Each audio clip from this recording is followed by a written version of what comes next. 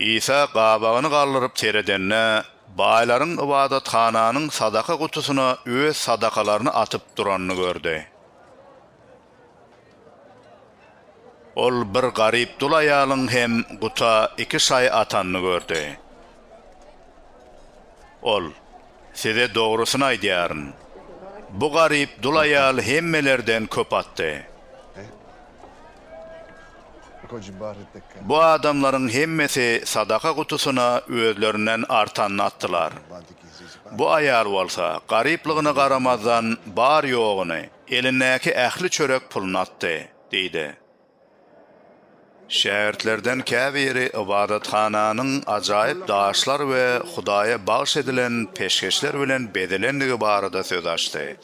Şonu İsa: "Şeýle bir günler geler, şonu bu ýerde daş üstüne daş galmaz. Görýän zatlaryňyzdan hiç zat galman, hemmesi weýran bolar," diýdi.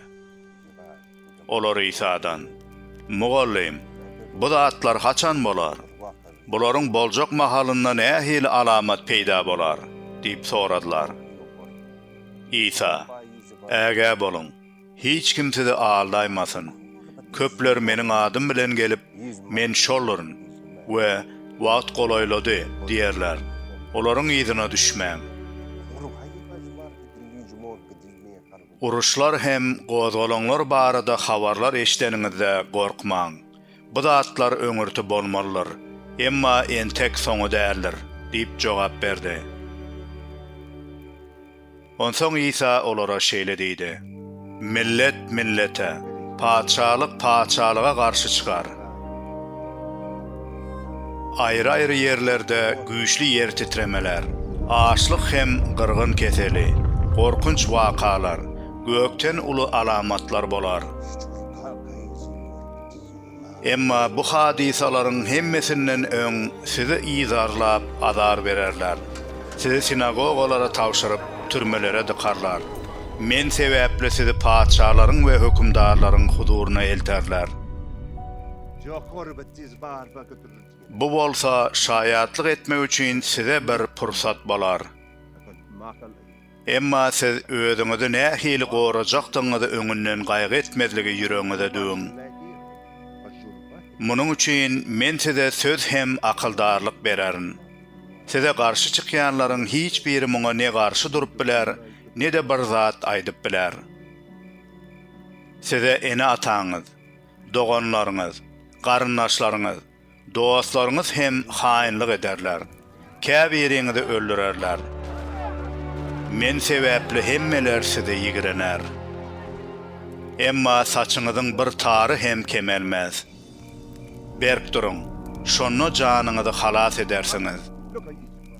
Goşunlaryň Ýerusalemi gawanlygyny gören çagyňyz onuň weýran ediljek wagtynyň golaýlandygyny bilin. Şonu Yahudiýadakylar daglara gaçsyn, şäheriň içindäkiler çyksyn, töwerennäkiler şähere girmesin. Berjaý bolmak üçin jeza günleridir. Ol günlerde göwreli aýarlaryň we çagy emdirýänleriň dat gününe, sebäbi ýurda äpet bela beterler iner. Bu halk gazawa duçar bolar. Olar gylyçdan geçiriler. Ýesir alınıp ähli milletleriň arasyna sürgün ediler. Keseki milletler özleriniň möhleti dolýança Ýerusalemi yer bilen ýeksan ederler. Günne, aýda, bu ýyldızlarda alamatlar peýda bolar. Yer ýüzünden milletler deňiz hem tolkunlaryň gürrüllüsi zerarly başagay bolup galagolpluga düşerler. Adamlar gorkudan, dünýäniň başyna gelýän betpagçylyklara garaşmakdan ýaňa huşlaryny ýitirer. Sebäbi asman jisimleri lerzana geler. Şonu olar insan oglunyň beýik gudrata we şöhrata beslenip bulutlarda gelýänini görerler. Bu zatlar amalaşyp başlanyna başyňyzy galdyryp ýokary seredin.